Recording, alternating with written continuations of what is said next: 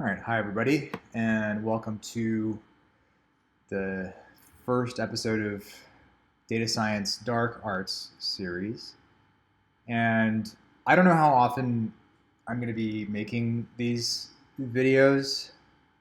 Most of the time, somebody else has already done the thing that I'm looking for, so I won't try to reinvent the wheel. In the case of PySpark on Kubernetes, this is something that I've worked on quite a bit over the past few years. And but by the way, this is made with data scientists and data engineers in mind. And initially, when I started this project, it was an interest that I'd had in wanting to become more familiar with Kubernetes. I was already familiar with Spark and running things on Hadoop clusters, and I'd worked with EMR with Amazon and Dataproc on GCP. And I started to get frustrated with the fully managed implementations because one thing I found was that when you work with a fully managed implementation, you're tied to the release of that provider. So for instance, I wanted Spark 3.0 at one point. It had just been released, but it wasn't yet available from my cloud provider, and I had to wait. And there was actually a feature that I really wanted to use that they had just released. And what ended up happening was I used a release candidate version of the bundle, which was this in-between unstable version, but since it was a batch workflow, I got away with it. But so that's one thing is I wanted to use Kubernetes for Spark because one, I don't like being tied to release. And the second reason is that I just like the benefits of containerization. I try to containerize all of my work to the best that I can. And for single instance workloads, it works very well. For distributed workloads, it's a little bit more complicated, and that's pretty much where Kubernetes comes in. Is there are a lot of helpers that can assist you in putting these things together. And the third reason is that I simply wanted to avoid vendor lock-in.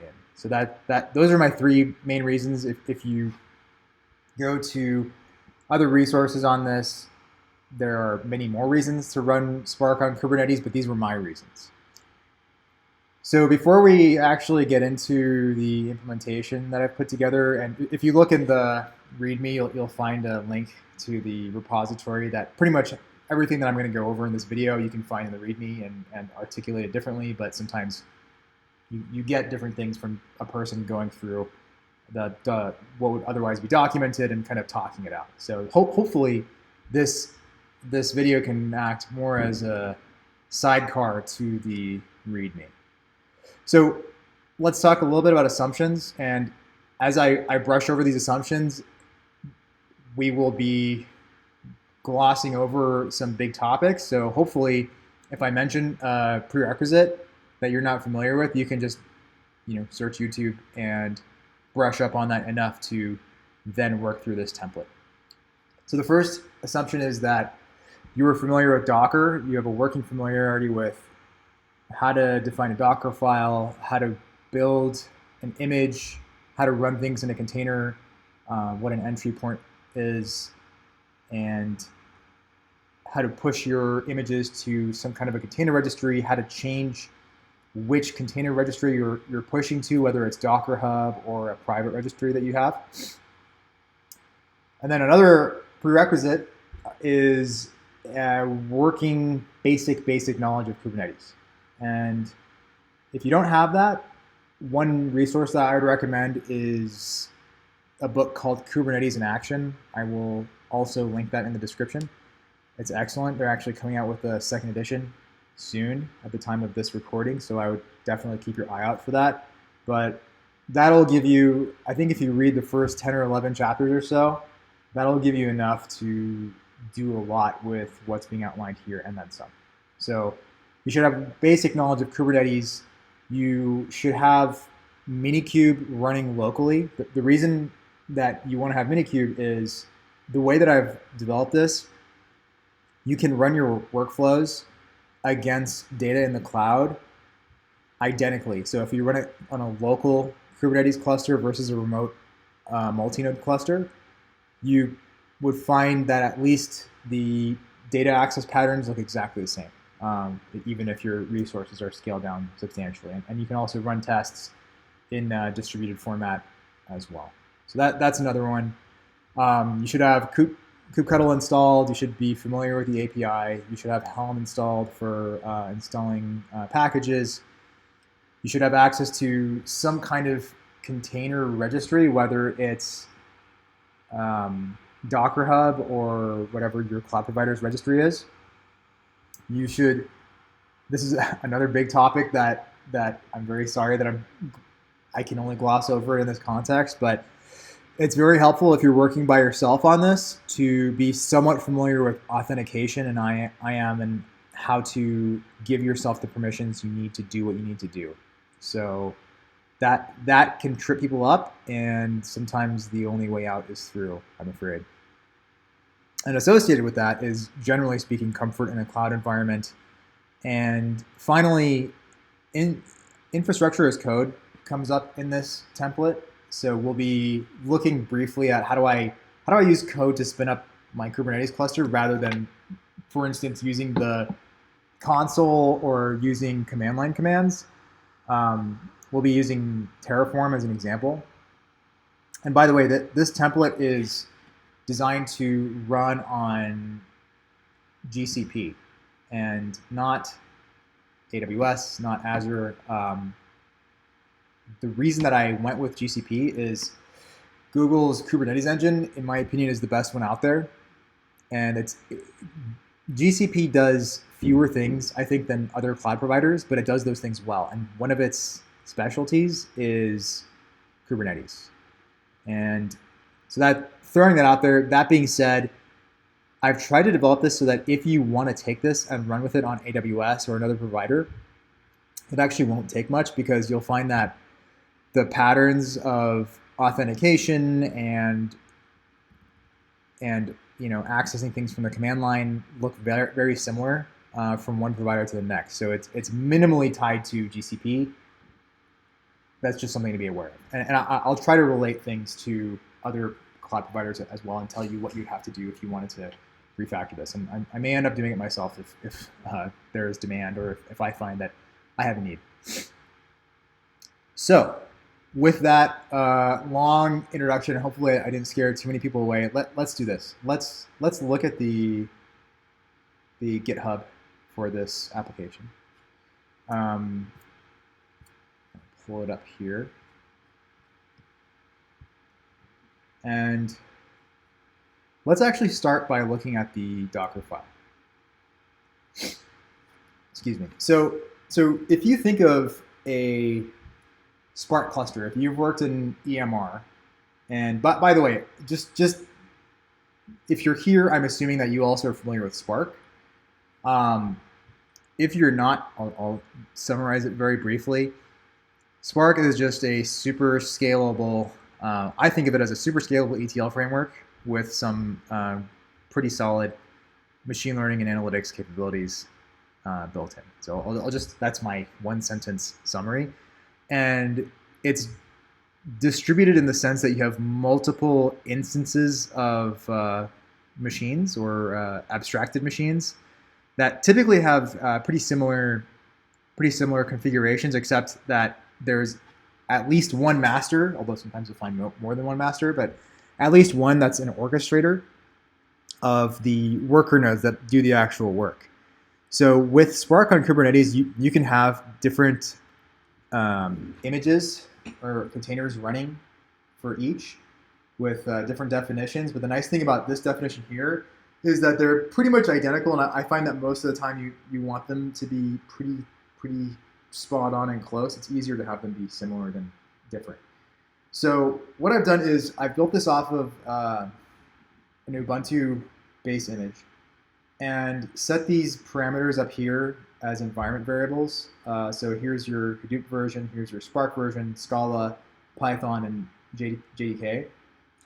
And at the time of this writing, these are all relatively up-to-date versions of each parameter, except for JDK, which for some reason I found that running JDK version 11 generated a bunch of warnings, although they didn't seem to cause any problems. But I don't like seeing warnings when I'm running my jobs, so I just rolled it back to 8 and assumed that I'm mostly interested in the Spark version, the Scala version, the Python version. These are really the ones that I'm most interested in. And I've tried to document each section so that you kind of know what's happening. So in this section it says, toggle these versions judiciously. There are downstream effects and interactions between them. So that's one thing. And then I grabbed a few things from the official Spark on Kubernetes Docker file. I didn't use that version because I didn't like that there was so much abstracted away behind things that I couldn't really customize it. So, or it would have been harder to customize. So this is all from the official image. And then I changed the shell to Bash, which supports parameter expansion, which we end up using quite a bit here. And then installing Python, installing JDK, installing Scala, installing Spark here, and then download and install Hadoop.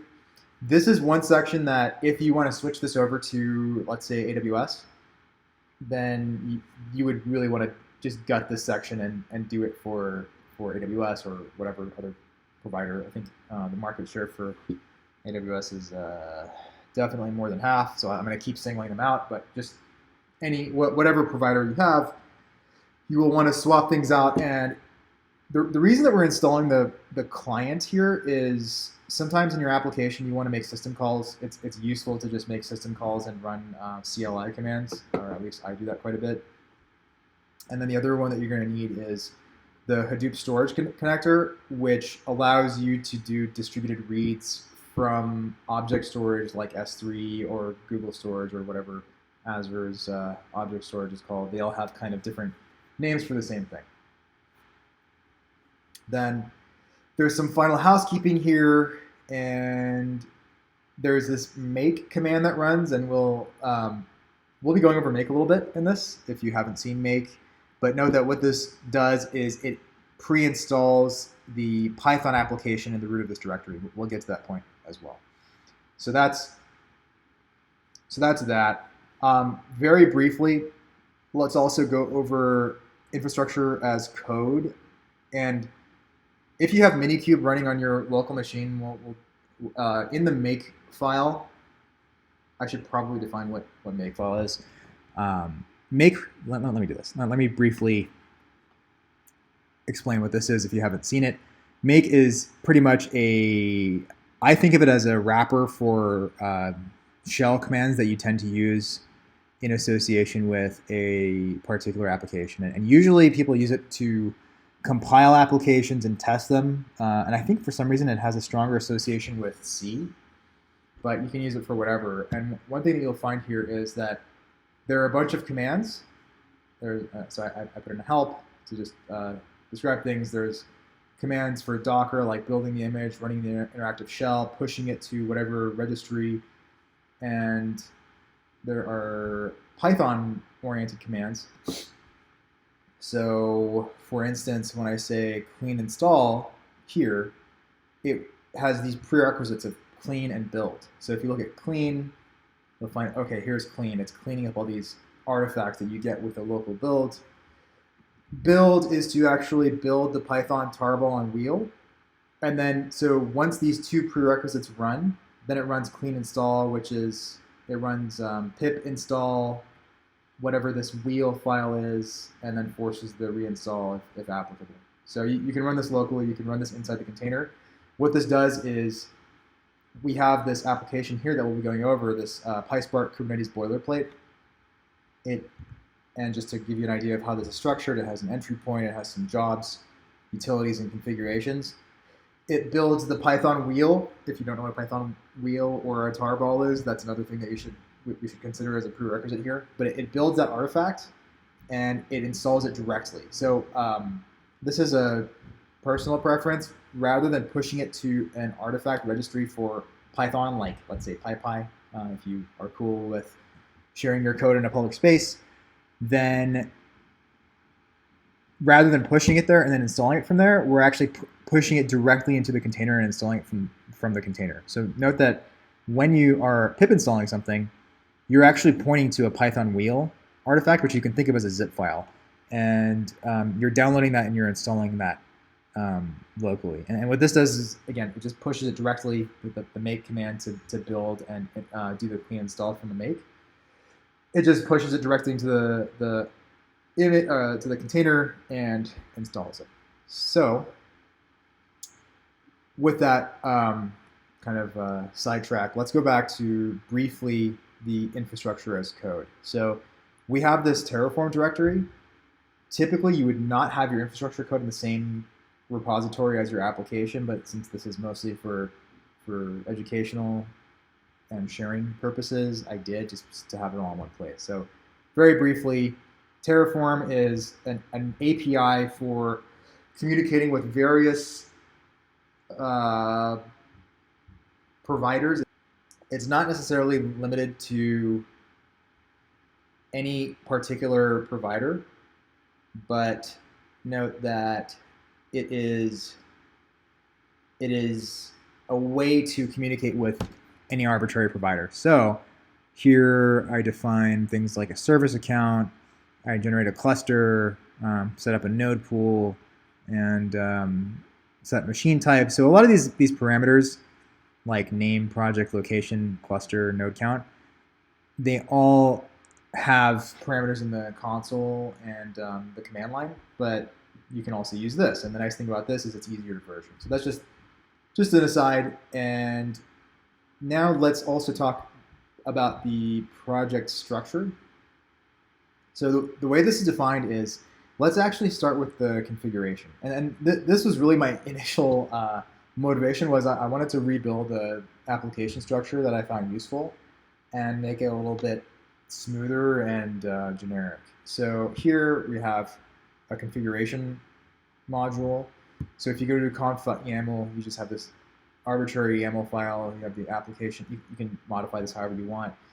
You have the application name, sample configurations, interactive time limit, which actually has a use. We'll be talking about this. Oh, most of these are just for kind of acting as templates, but a few of these are actually useful. So interactive time limit is useful. We'll be talking about this, but this is for how long you want your Spark interactive session to be if you decide to run an interactive PySpark shell, for instance. And the interesting thing is that there's actually not a good implementation of this out of the box from the Spark operator on Kubernetes, so I kind of made one. And then this is the bucket that you want your Spark logs to, and then you point your Spark history server to that bucket. And then we have some sample data. So here there's something called Titanic root, and you can download titanic.csv, which we have a link to in the README file.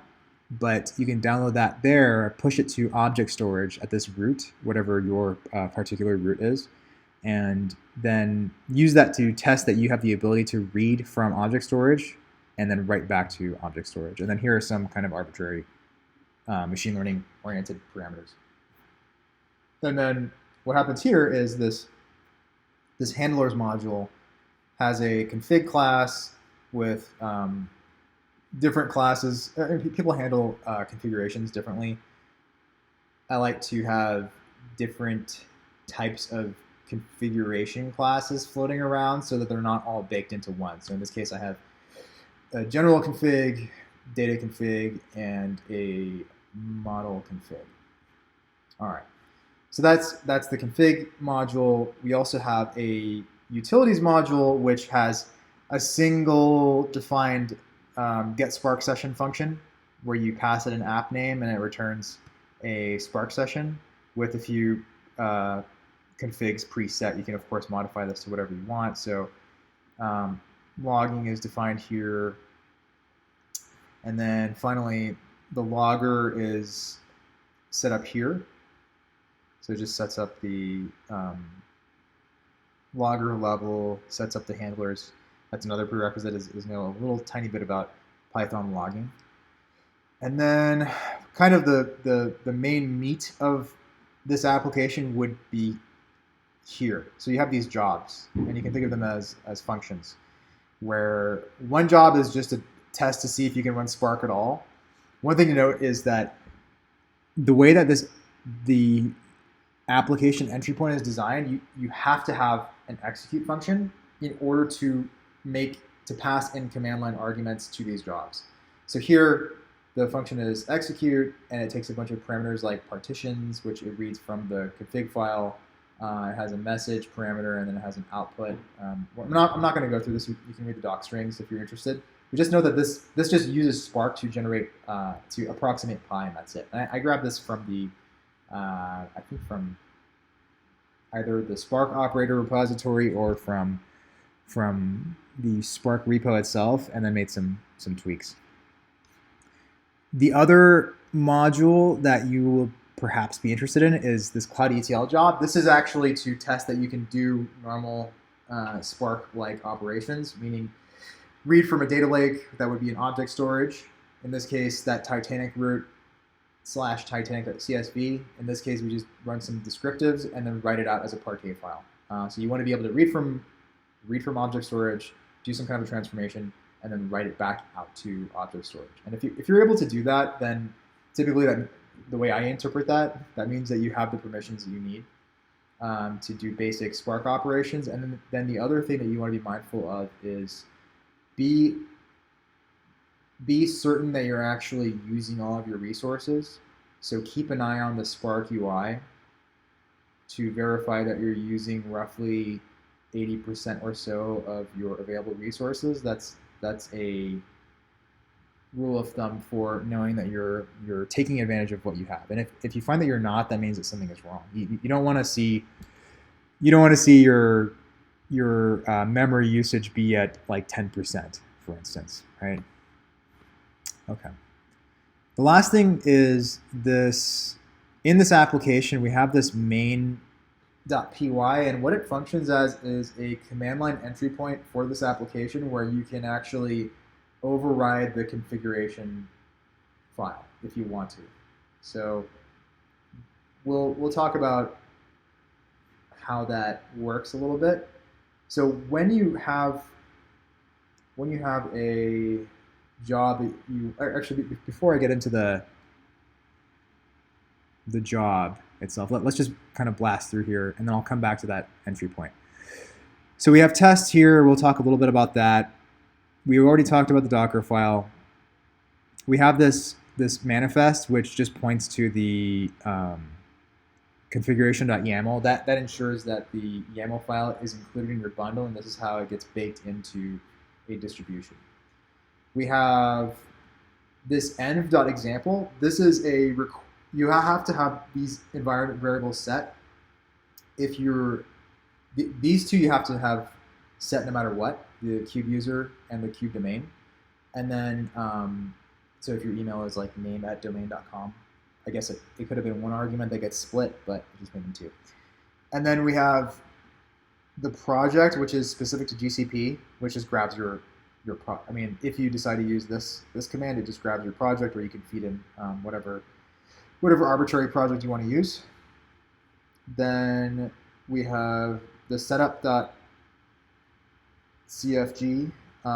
This is just a setup.py, but a configuration style of doing it. So we have some parameters here for MyPy and Flake 8 and PyTest and like different parameters for how you want to build the application, what your dependencies are, and so on. And then finally, the Spark defaults. This is very important. You must have this in your in the root of your repository. It pushes it points the Spark driver extra library to the Hadoop path, and then it enables your service account so that you can do things like read from a locally running container against your object storage if you want to. And then this is actually a very important topic here, is how you set up authentication. And there are many ways to do this. Some are more secure, some are less, for the purposes of having this be somewhat manageable, especially since the intended audience is data scientists and data engineers. I kept the authentication relatively simple, where I generated a persistent key file and set it up locally and mounted it as a Kubernetes secret to the container. So this actually gets mounted, but you're telling Spark, like, okay, here's where to find the key file, and it's here. But we're not actually baking the key file into the container. We're mounting it as a secret. So that's another prerequisite, is know a little bit about Kubernetes secrets. But be aware, if you go into this secrets directory, you'll have some samples where you would actually want to have, you would delete dangerous sample. And I'm calling it dangerous sample to caution you against using this methodology in a, if you're dealing with PII, for instance, if you're working in a environment with sensitive data, you should use a different authentication method. But just, this is more for again, for demonstrating other stuff, not for security best practices. So consult your system administrators, consult DevOps, consult cybersecurity on how to handle this, but know that you need some kind of authentication. Okay. So the way that the key file looks like in GCP is this JSON format, and there's in the console you can have it generate this for you. And then for the Kubernetes secret, you take that file, you base64 encode it. So if you don't know what that is, just Google base64 encoding, and you just paste that right here in this key file value here. So what we're going to end up doing is we are going to demonstrate how to mount this push this as a secret to the Kubernetes API, and then mount that as a file to a specific path. Okay. So let's see. We talked about the secrets. We talked about the application structure. We talked about the infrastructure as code. There are some tests here. We talked about the configurations and the requirements. And now what we're going to do is we're going to actually work through how to run this application, kind of step by step. So let me pull this up here. And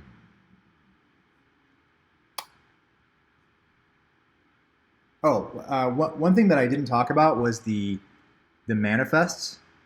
So if we look at manifests are, again, this is a prerequisite for following this, but manifests are definitions, like declarative definitions of doing actions on Kubernetes. So to run the jobs using the Spark operator API, here's an example. Let's actually use, let's use this. So here's an example of how to run the job.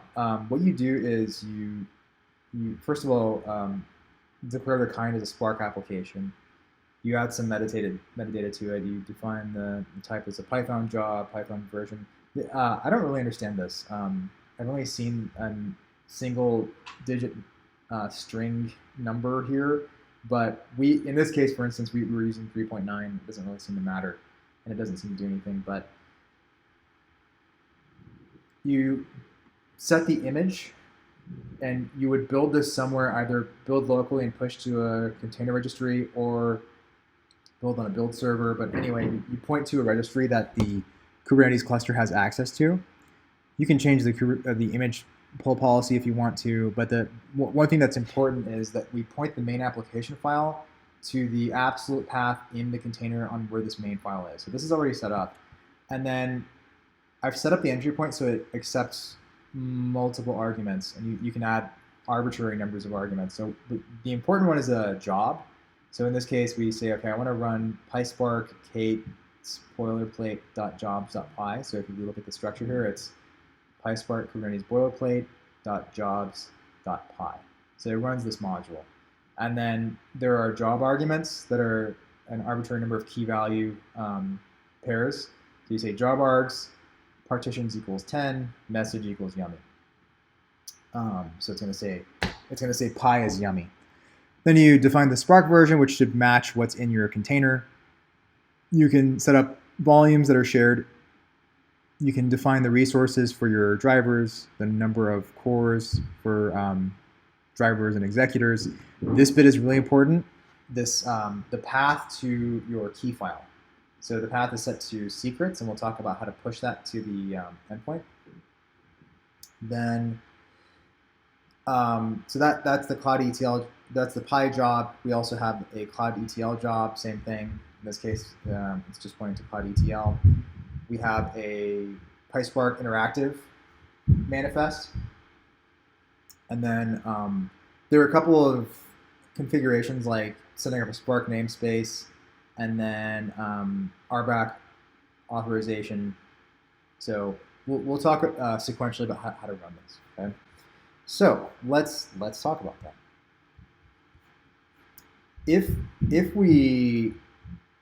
Let's do one thing. Let me start a Minikube cluster and make sure it's not running. I'll just delete it if it is. Oop.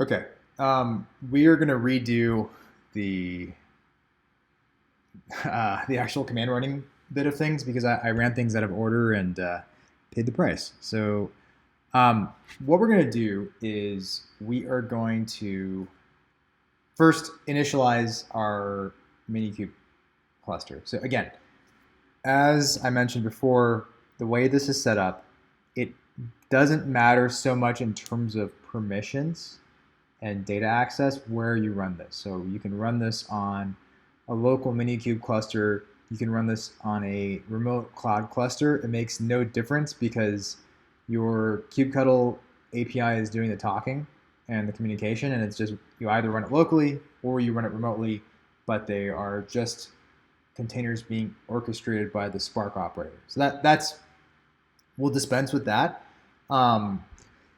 And so let's do this.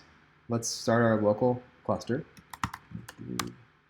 Start driver kit memory 8192 CPUs 4. Okay. So we're starting our cluster. I just ran this kind of line by line and ended up accidentally running things out of order. So what I'm going to do instead is I'm going to run this using the make commands that I have added to the repo. And that guarantees that everything gets run in the correct order and hopefully things don't break. So if you look at inside the make file, again, I've mentioned we have a bunch of commands here, and the strings explain what each one does, and they're kind of partitioned. Let me take this. They're partitioned by API sections. So Docker commands are here. You have your building your image, running interactive shell, and pushing it to container registry. Kubernetes commands, or things that are related to your Kubernetes cluster. So get in your GKE credentials, starting a local Kubernetes, exactly what we just did. Minikube start, driver equals hyperkit, memory 8192, CPUs 4. If I wanted to run this using the make API, I would just say make start k8s local, and it would do all it does is it runs this line. And actually, let's look to make help. Make help. By the way, if you have a Mac or a Linux machine, you do in all likelihood have make already set up. So if we run make, we can see the commands here. So we can help is show the help, building image, what we already mentioned. You can start a local Kubernetes via Minikube, verify DNS. So let's do this. So we've already started our cluster. Let's verify that we have DNS. So we're going to say make verify Kubernetes DNS. And just to tell you what's going to run, I added some sleeps here so that thing could finish initializing. But we're going to apply this DNS utils, and then this doesn't really need to be here. And then run this exec command to verify that Kubernetes, or excuse me, that DNS is working properly, which is required for Spark in particular. So let's give it a second, or let's give it 20 seconds after 10. And you don't have to do this step necessarily, but it's useful just to make sure that your cluster has some basic requirements met in terms of how networking is set up. And if things are working properly, you should see something like this. It should look, server should be some address. And then, so that's all looking good. We delete that pod because it doesn't need to be there anymore. And then we can run, the next thing that we can run is this init spark k8s make command. So it initializes Spark and Kubernetes in your current kubectl context. So right now, my context is set to Minikube.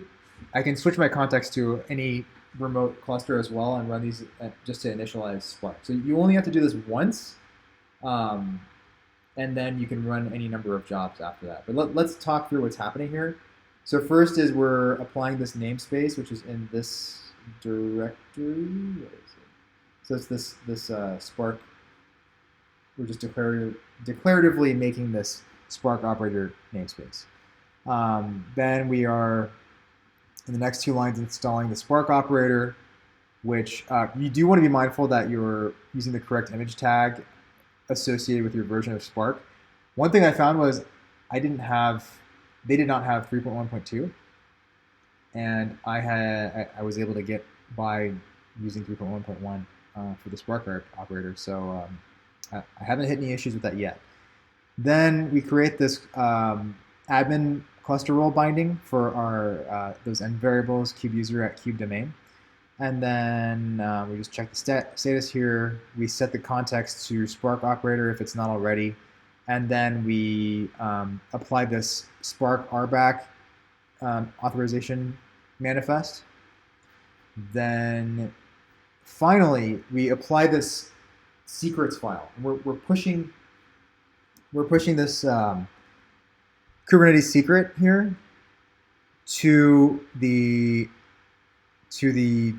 Kubernetes secrets API. And the thing to note is that it's the base64 encoded version of your key file. If you are not familiar with base64 encoding, check out, just Google it. And all you do is you encode it and then paste it into this value for key file. So that's a long description of what happens here. So all I'm going to do now, I've already explained this to you, so I'm not going to run it line by line. I'm just going to run the make command because it's easier for me. Make init spark k8s. So it's running all those commands. So I like to abstract away as much of this stuff as possible because I'm a human and I make mistakes. But if I can work something out right once, I can automate it. So that's what I'm doing here. So that's done.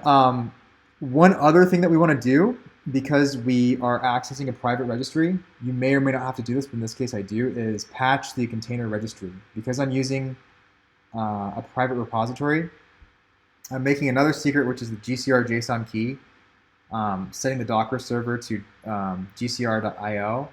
The Docker username is _JSON key. The password is actually just a path to the key file, and then I'm passing this kube user at kube domain as the email. And then I am patching the service account with that secret. So the image pull secrets is GCR JSON key. So let's say make patch container registry. So we patched it. So now our Kubernetes cluster is all set up and ready to run jobs. And what I'm going to do is, if you have this set up locally, you want to first build the image. So again, I'm going to keep using the make commands here. So I'm going to say make build image. All it does is say docker build blah blah blah, and then it has this build argument, which is in my case the project that I'm using. You may or may not need this. So make build image. So we're building that image. Because I have recently run this, a lot of these image layers are already cached, so it'll be relatively quick. Let's give it a second. Okay, so done building. Let's also push it. Make push image. So this is just tagging it and pushing to GCR. Note that especially for something as heavy as this, this is a relatively large Docker image. You want to have a build server that's actually in the environment where you're going to be running your job, so things will be quicker, and a lot of the artifacts you would want to be pre-staged rather than downloading stuff from the internet, building it, and then pushing it back through the internet. You want to have it in a enclosed environment, but again, this is for demonstration purposes. So shouldn't take too long because I have relatively fast internet. Great. So I've pushed that back to my container registry, and if you look at how the jobs are defined, remember that I'm pointing the image actually to my private container registry, and it's going to use that. And you want to make sure that this is staged. You want that image to be staged in your container registry before you actually try to run this job. And so the next thing that I'm going to do is I've patched it. You can typically do just kubectl apply -f and then run the manifest, but because I have environment variables, I'm injecting the YAML file with environment variables, right? So I'm using this env-subst. So I just made this run job command in the makefile, which just makes it a tiny. I'm just gonna forget to do env-subst and then so on and so forth. So what I do here is I say make manifest. So there's this manifest argument here. Manifest equals manifests PySpark. It's a very long YAML name. I should probably shorten it. And then run job. So just to show you how this works, the command is run job. You give it the argument first, which is manifest. So I say make manifest equals manifest slash yada yada dot YAML, and then run job. And then what that's going to do is it's going to start creating pods. Kubectl get pods. Let's take a look. So it's creating that container. It's going to take a minute. And once it's up, this is a very fast job, but I just want to access the Spark UI really quick while it's running. So the container is creating. I may actually miss it. It happens so fast. But, okay, so it's running now. Let's do a quick port forward while we can. Oh. Spark driver equals, so you have to point it to the driver. Now I can go to the local host. So here we go. I just went to localhost /4041, and I can see the Spark UI, which is great. Not a whole lot happening so far. We're still adding executors. But yeah, so that's accessing. Here we go. So now we can see the executors getting added and so on. Let me exit out of that. Kubectl get pods. So I only gave it one executor because it's a very lightweight job. And okay, so the job is completed. This pod stays up even though status is complete, so you can check the logs. So kubectl logs. We can see here there's the info logging statements that come from Spark, and then you can also see the Python logging statements when you have this prefix PySpark's Kate's boilerplate. So there's some extra information, like it says the cloud Etl job took 1.32 minutes. Gives you updates like cloud Etl job done and so on. So yeah, that's the job. If we ran the Py job, it would be the same. And then the last thing that I wanted to go over.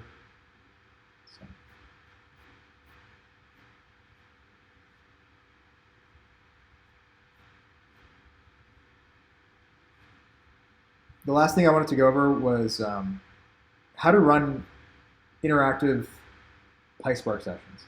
So this is pretty neat because this project offers two solutions.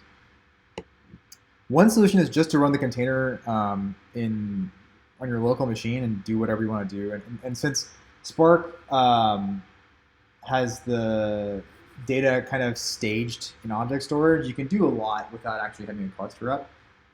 If you are relatively familiar with your data. If you're running like big interactive analyses, then it gets trickier.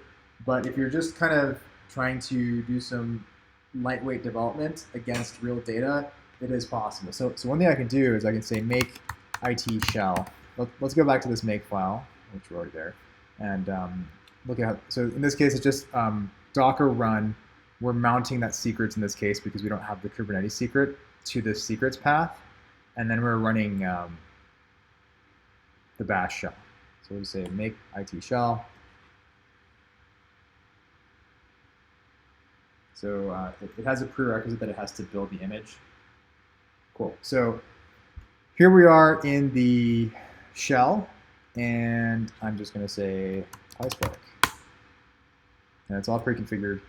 So it's Python 3.9.6. I've staged that Titanic.csv in my object storage. So all I'm going to do is say df equals spark.read.csv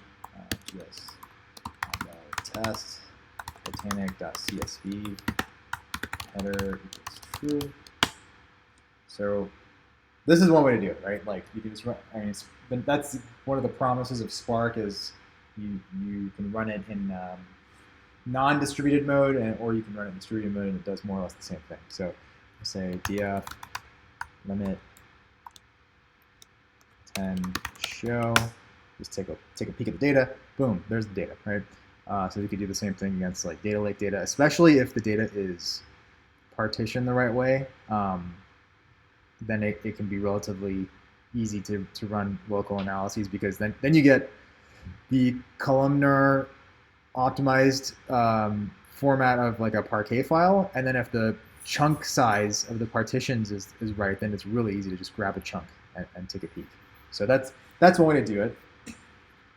Now, the other way to do this, and this is I think a novel solution here, is to run this. Let's actually exit out of here.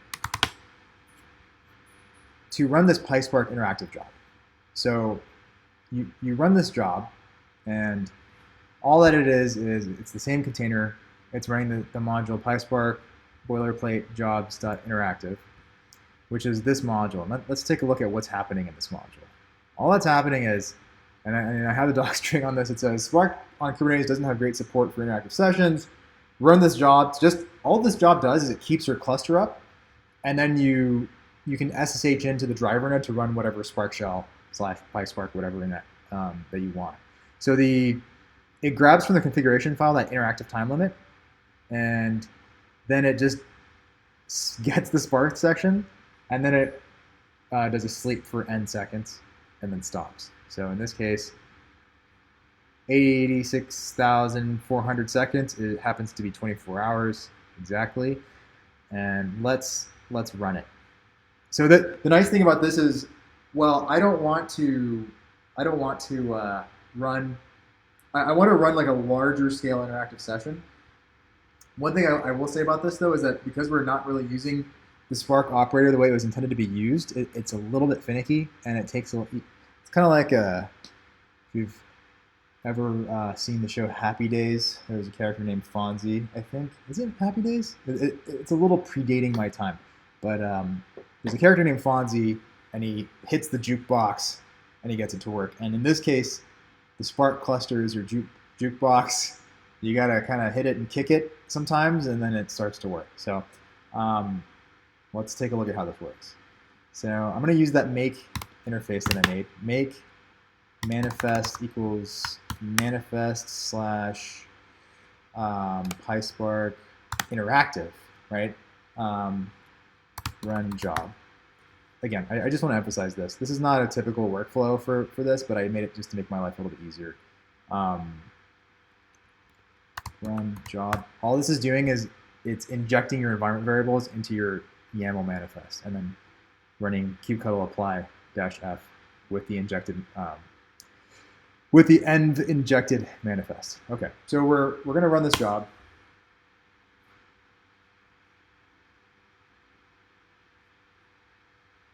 And kubectl get pods. You know, I should have set it so that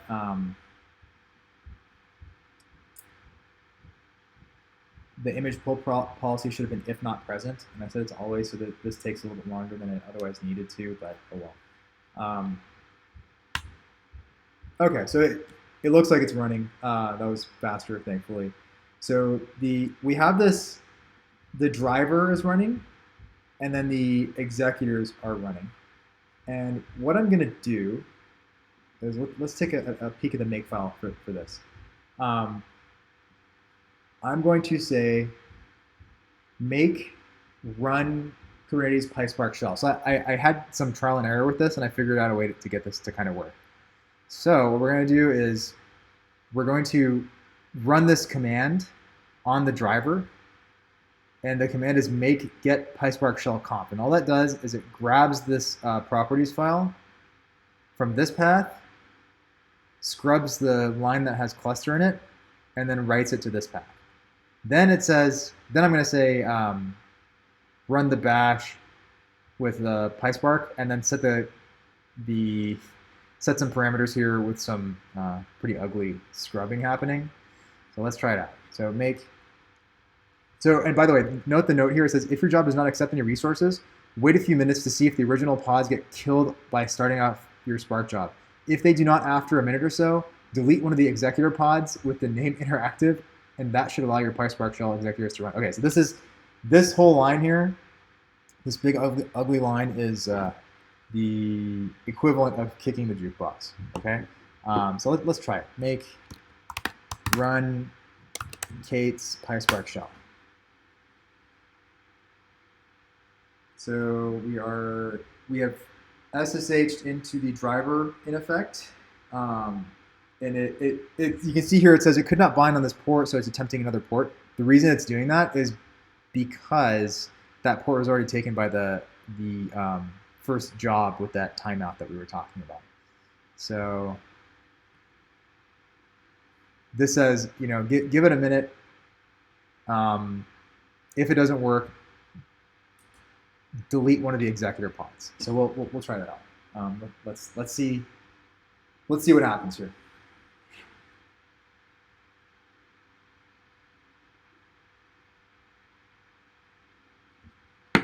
All right, so we're in. Our master is Kubernetes, so we know that it's running in distributed mode. So let's try reading that Titanic again. df equals spark.read.csv. So again, we're now not running this on a single instance Spark, but we're running it on distributed Spark, although it happens to be on our locally distributed. So we're running this as processes, but still, I think that's good enough for me for now. Test, this is my test bucket, titanic.csv, header equals true. Oops. So we'll see if it even allows this command to run. If it doesn't, I have to kill a executive. And let's open up another. I don't think it's going to work.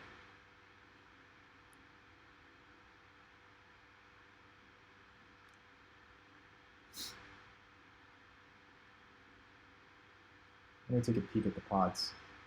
Oh yeah, see, so it says initial job is not accepting the resources. So let's Control C for a sec.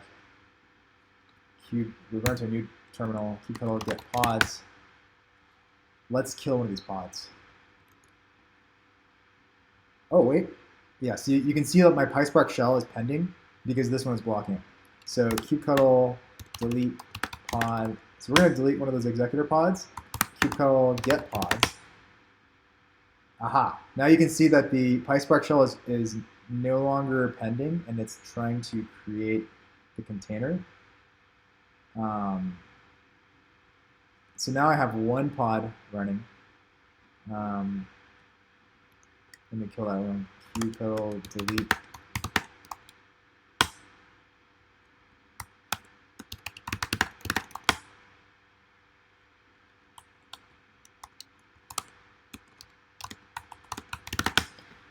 So what I did was I killed the pods not associated with my PySpark shell. Kubectl delete pods. Oop.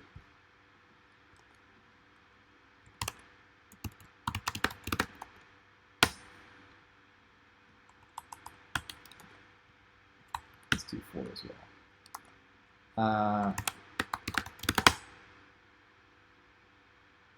Oh darn! This thing is beating me to the punch. So I have at least well, let's do this.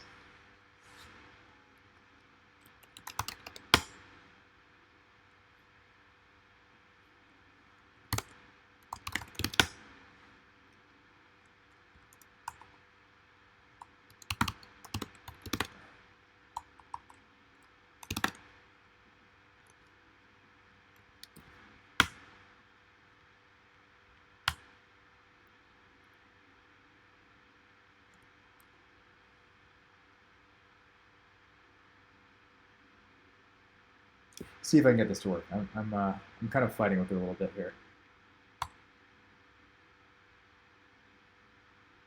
Ah, okay. So the Spark operator keeps trying to recreate it.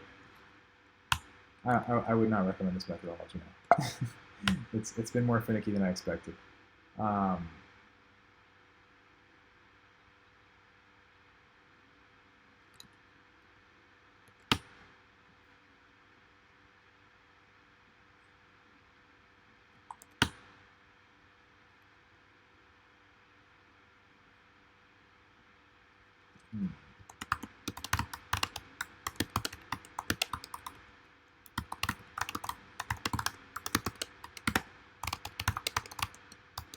try that.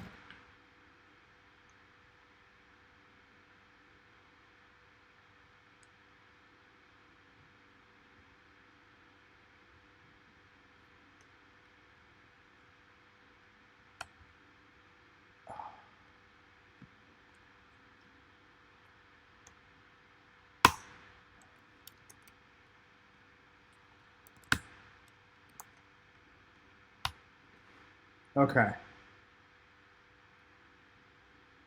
Ah, darn. Okay.